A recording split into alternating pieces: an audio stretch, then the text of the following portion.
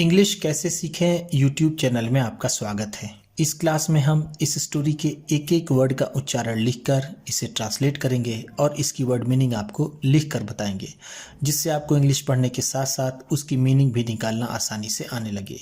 अगर आप हमारी वीडियोस लगातार देखते हैं तो आपको इंग्लिश लिखना, पढ़ना, बोलना और समझना और अच्छे से आने लगेगा। इसी के साथ आप कर दीजिए इस वीडियो को लाइक और मैं करता हूँ शुरू। इंग्लिश रीडिंग, क्योंकि ये वीडियो ट्रांसलेशन के साथ साथ रीडिंग की भी है। वन डे, एक दिन। वन डे का मतलब होता है एक दिन। अ फार्मर्स डंकी, अ फार्मर्स डंकी, एक किसान का गधा। आ का मतलब है एक या फिर किसी, फार्मर का मतलब होता है किसान, ये एपस्ट्रॉफी है, ये एस एपस्ट्रॉफी और एस का मतलब होता है का, की, के। तो यहाँ पर गधा है तो हम कहेंगे किसान का।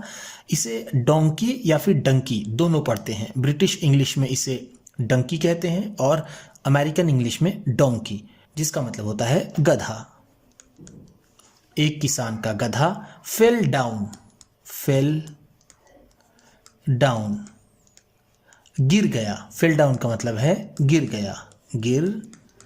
गया। फेल फॉल का सेकेंड फॉर्म है। फॉल का मतलब होता है गिरना और फेल है तो गिर गया। इनटू अ वेल, एक कुएं में। वेल का मतलब यहां पर है कुआं। इनटू में। द एनिमल क्राइड,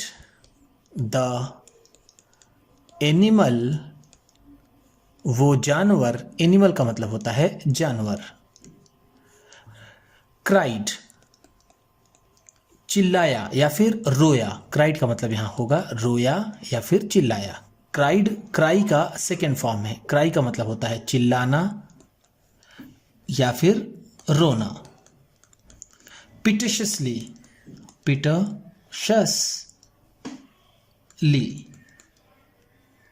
बुरी तरह से। पिटिशसली का मतलब होता है बुरी तरह से या फिर ऐसा जिससे बहुत दया आए। वो जानवर बहुत ही बुरी तरह से चिल्लाने लगा। फॉर आवर्स,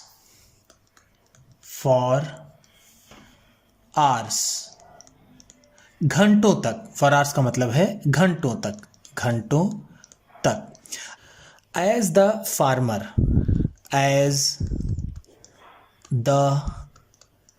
फार्मर, जैसा कि किसान। एज का मतलब है जैसा कि, फार्मर किसान। ट्राइड टू फिगर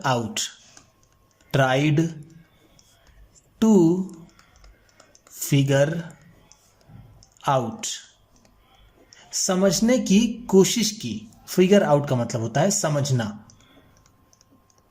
ट्राइड कोशिश की। व्हाट टू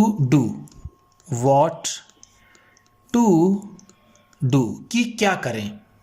जैसा कि किसान समझने की कोशिश करने लगा कि वो क्या करें। फाइनली,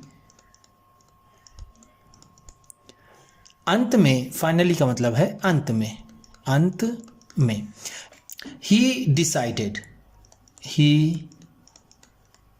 डिसाइडेड, उसने निश्चय किया। डिसाइड का मतलब होता है निश्चय करना या फिर फैसला लेना।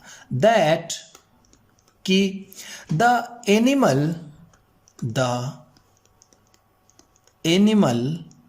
वो जानवर। वॉज ओल्ड, बूढ़ा था। ओल्ड का मतलब होगा बूढ़ा, वॉज था। एंड और it just wasn't worth it, it just wasn't worth it, वह इसके योग्य नहीं था। वर्थ का मतलब है यहां पर योग्य या फिर काबिल। इट इसके। To retrieve the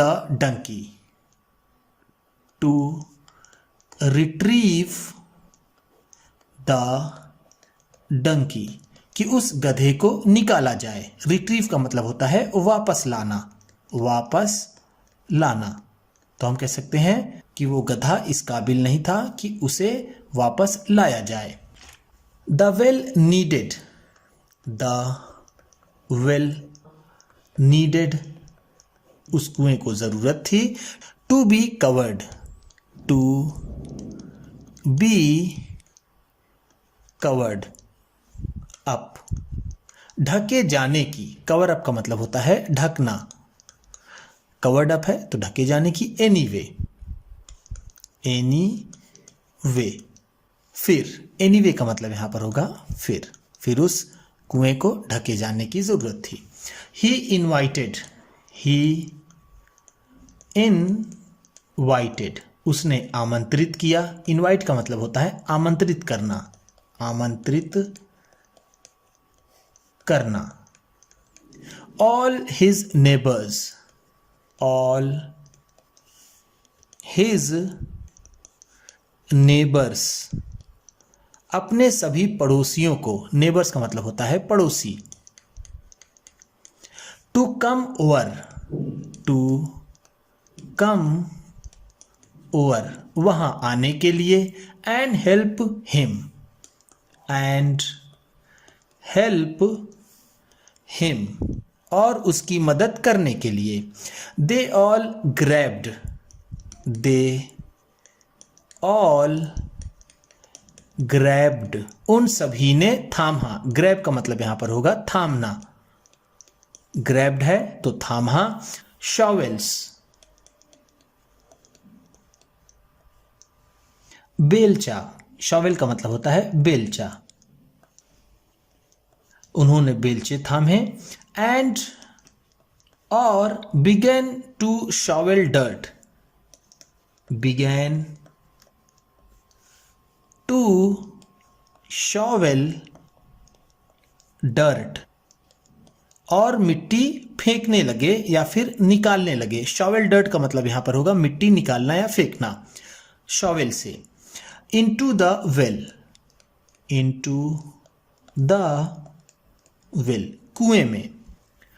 at first, at first, पहली बार में या फिर शुरू शुरू में। द डंकी, वो गधा। Didn't realise, didn't realise,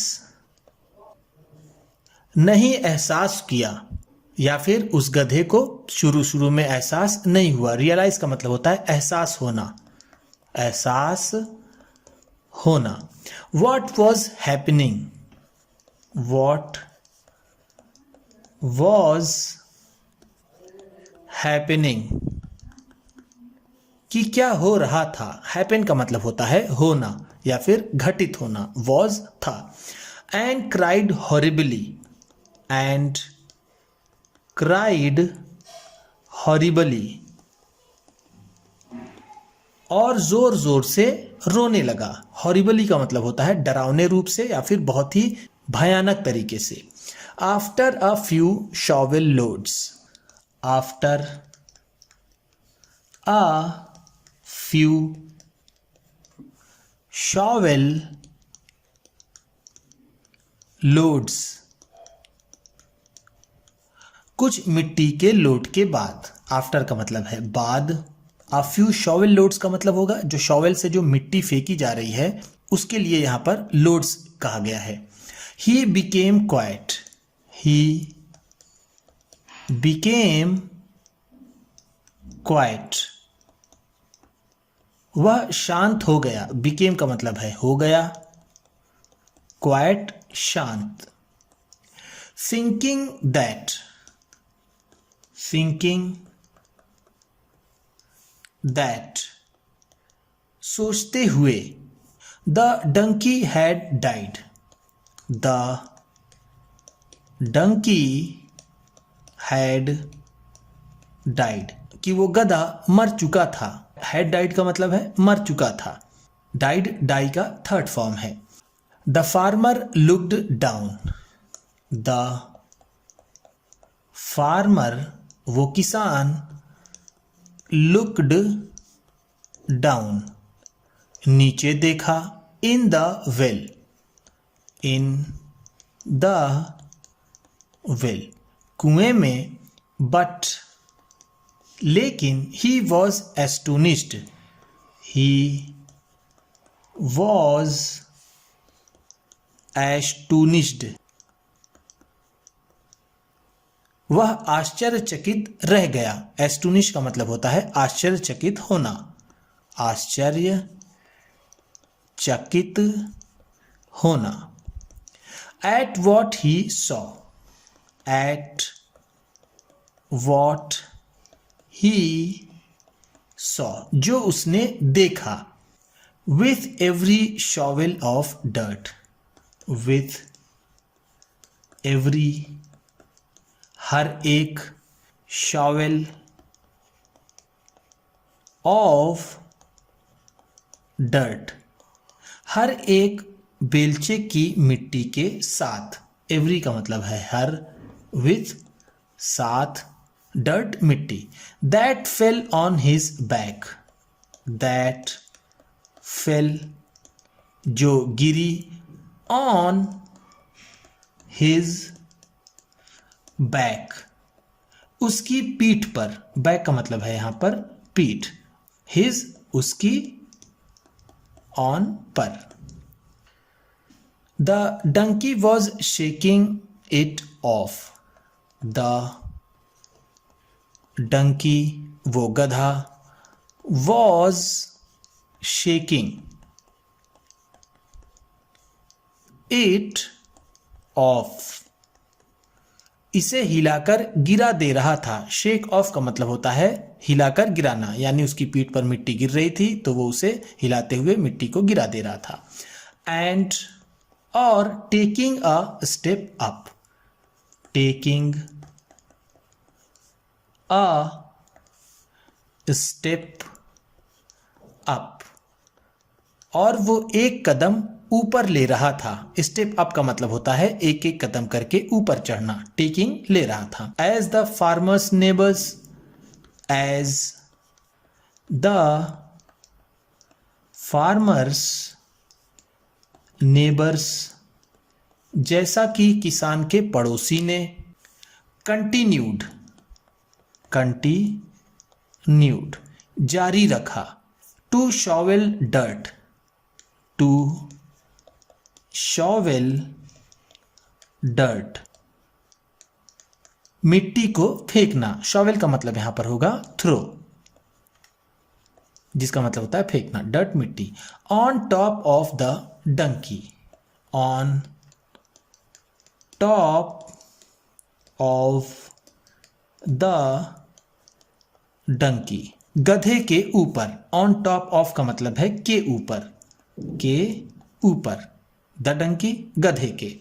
he continued, he continued उसने जारी रखा। To shake it off, to shake it off इसे गिराना। एंड और take a step up, take a step up एक कदम ऊपर लेना।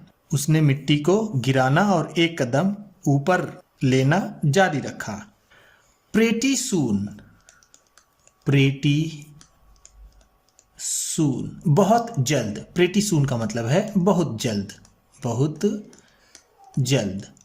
Everyone, everyone was amazed, was amazed आश्चर्यचकित रह गए। जल्द ही सभी आश्चर्यचकित रह गए। अमेज्ड का भी मतलब होता है जो अभी आपने पिछले पेज में एस्टोनिश्ड पढ़ा, आश्चर्यचकित होना, वही अमेज्ड का भी मतलब होता है। अमेज्ड, सरप्राइज्ड, एस्टोनिश्ड इन सारे शब्दों की मीनिंग होती है आश्चर्यचकित होना। As the donkey stepped up, as the donkey क्योंकि ये गधा, stepped up ऊपर आ गया। over the edge of the well, over the edge of the well, कुएं के किनारे पर, एज का मतलब होता है किनारा, ऑफ द वेल कुएं के, एंड ट्रॉटेड ऑफ, एंड ट्रॉटेड ऑफ, और ठुमकता हुआ भाग गया। ट्रॉट का मतलब होता है घोड़े या फिर गधे या फिर खच्चर की ठुमकती हुई चाल को ट्रॉट कहते हैं। तो यहाँ पर ट्रॉटेड ऑफ है तो वो ठुमकता हुआ भाग गया। उम्मीद करता हूँ इस क्लास में बताई गई वर्ड मीनिंग्स आपको अच्छी लगी होंगी। सबसे अच्छा वर्ड कौन सा लगा इसे कमेंट बॉक्स में ज़रूर बताइएगा। इसी तरह की वीडियोस के साथ साथ ढेर सारी रीडिंग की, ट्रांसलेशन की और बहुत से इंग्लिश सीखने वाली वीडियोस पाने के लिए चैनल को सब्सक्राइब कीजिए। और ये वीडियो किसी न किसी अपने एक दोस्त को, मित्र को, परिवार वाले को शेयर भी ज़रूर कर दीजिएगा। तो चलिए मिलते हैं फिर अगली वीडियो में।